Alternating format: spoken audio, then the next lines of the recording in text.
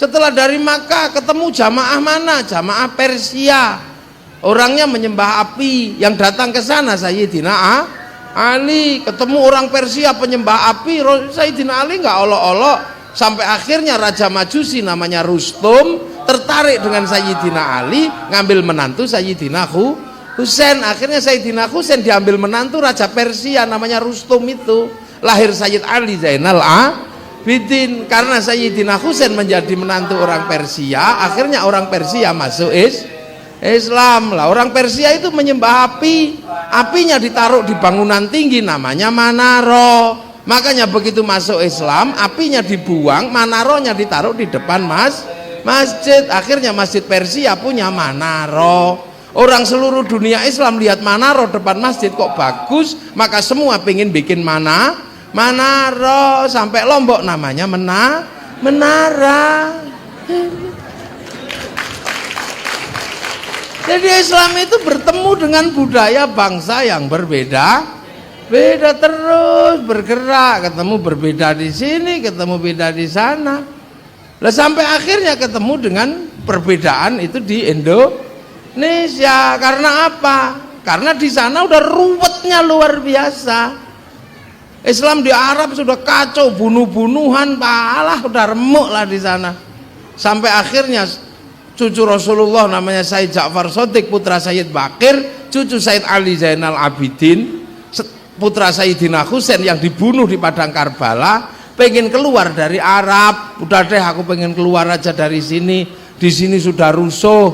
Maka kemudian curhat sama kakeknya, Allahumma sholli ala Sayyidina Muhammad wa ashghilil zalimin bil zalimin wa akhrijna min bainihim salimin wa ala alihi wa sahbihi ajma'in.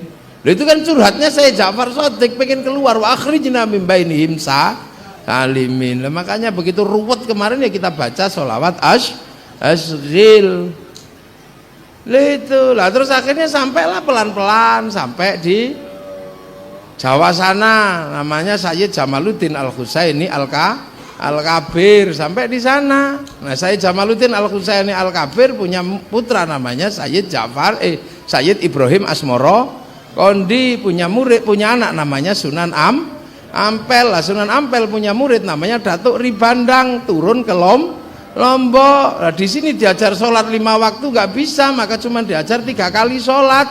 Lahirlah Islam betul telu di Sasak. Setelah itu beliau pindah ke Gunung Bawah Karaeng di sana, di Bugis sana, menyebarkan Islam di kawasan sana.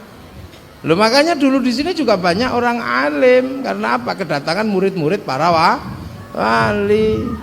Itu aja kok susah memahaminya. Nah, setelah Islam datang di sini, Nusantara sudah penuh kebaikan. Nusantara sudah penuh kebaikan sebagai sebuah negara, sebagai sebuah bangsa, sebagai sebuah keyakinan sudah lengkap di sini. Mau cari apa? Cari Tuhan sudah banyak di sini, hanya namanya beda. Sana Allah, sini Sang Hyang Widi. Apa sudah lengkap? Ceritani surga, orang Lombok juga nggak tertarik. Surga air banyak mengalir, di sini juga sudah mengalir di mana-mana. Jannatin tajri di sini sudah mengalir depan rumahnya masing-masing. Diceritani surga banyak buah-buahan, orang sini buah-buahan banyak. Di sawah cipluan juga banyak. Nggak tahu cipluan itu apa di sini namanya. Kelampoan banyak di sini. Diceritakan surga istri banyak itu seneng. Sini istri satu aja pusing. Lah itu begitu masuk sini ketemu sebuah bangsa besar. Di sini dulu masuk kekuatan Majapahit, masuk wilayah Singasari. Singasari udah mampu menaklukkan Mongolia, dan Islam tidak bisa bergerak dalam situasi seperti itu. Makanya ulama-ulama jago di sini. Begitu masuk sini yang adalah raja dan hamba, kawula Gusti. Tidak mungkin Islam yang sama rasa ini masuk. Yang Islam yang setara dan sederajat ini masuk. Nggak mungkin ketemu dengan bangsa yang raja dan hamba. Raja ini mutlak, hamba nggak bisa punya hak apa-apa. Maka Islam datang, dimasukkan hidup bersama, sesuai dengan cara agama namanya musyarakah, yang akhirnya dikenal dengan bahasa masyarakat. Itu kan cara ulama pelan. Raja, hamba, kawula, gusti, ini kan nggak bisa masuk. Maka kemudian orang kalau sudah di dalam musyarakah harus saling bertanggung jawab. Yang punya konsep manusia saling bertanggung jawab itu Rasul. Kullukum ra'in wa kullu mas'ulun an ra'iyati. Ra'iyah adalah orang yang saling bertanggung jawab. Maka raja dan hamba dilebur dalam konsep ra'iyah, maka seluruh penduduk musyarakah disebut ra'iyah atau rakyat. Dan satu-satunya bangsa Islam dunia yang sanggup mengambil kalimat ra'iyah untuk menyebut warga bangsanya hanya ulama Indonesia. Sederhana, ulama dulu nggak ribet. Nah, ra'iyah itu kalau ngumpul harus membicarakan nasibnya. Membicarakan nasib ra'iyah itu dalam Al-Quran disebut wasyawirhum fil amri. Maka ketemunya para ra'iyah membicarakan nasibnya disebut musyawarah. Lah kalau musyawarah jangan menang-menangan sendiri, harus saling bertoleransi. Maka kemudian Al-Quran menyebutkan tafassahu fil majalis fafassahu yafsakhil lah, maka orang bermusyawarah ruangnya disebut majelis. Nah kalau mau ngangkat pemimpin harus standar wasi'a kursiyus sama maka kedudukan seorang pemimpin harus disebut kursi. Lah bahasa-bahasa itu apakah bahasa-bahasa pertongkrongan? Bukan. Bahasa-bahasa itu akhirnya menjadi bahasa resmi Undang-Undang Dasar Negara Kesatuan Republik Indonesia. Jadi kamu mau cari negara prototipe Islam di mana lagi kalau tidak di Indonesia? Loh itu ada di sini semua, Dul. Cuman kita ini kadang nggak tahu itu. Nah terus murid-murid wali itu bergerak, Datuk Ribandang ke Sulawesi, Khatib Dayan ke Kalimantan, Aryo Abdillah ke Sumatera, membangun musyarakah ra'iyah, membangun majelis, membangun kursiyun. Akhirnya begitu Belanda datang, murid-murid wali dengan tinggalannya masing-masing ngelawan apa? Ngelawan Belanda. Belanda pergi. Ini semua karena kawasannya para wali disebut wilayah. Al-Wali meninggalkan wilayah, dan wilayah itu disebut Negara Kesatuan Republik Indonesia. Lah inilah makanya para santri mengatakan mempertahankan Islam adalah wajib, NKRI harga mati. Tinggalannya wali dua-duanya. Makanya ini masih disebut wilayah, dan kawasan yang disebut wilayah hanya Nusantara. Loh ini kadang orang susah. Lah ini dulu seperti apa kok terjadi seperti ini? Ini karena wazaitun wa furisinin wa adzal baladil amin. Laqad khalaqnal insana fi ahsani taqwim. Dan manusia aku bikin dengan bentuk yang terbaik. Lah kita ini bentuk terbaik tapi versi Indonesia ya jelek-jelek, pesek-pesek begini ini.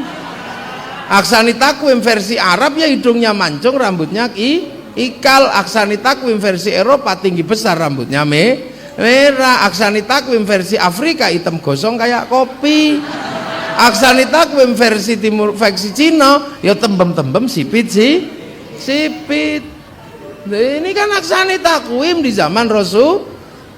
Kalau aksani takwim di zaman pertama Nabi Adam ya gede besar gitu, cuma satu tipe, bau besar gitu, 60 dirok, sak dirok segini.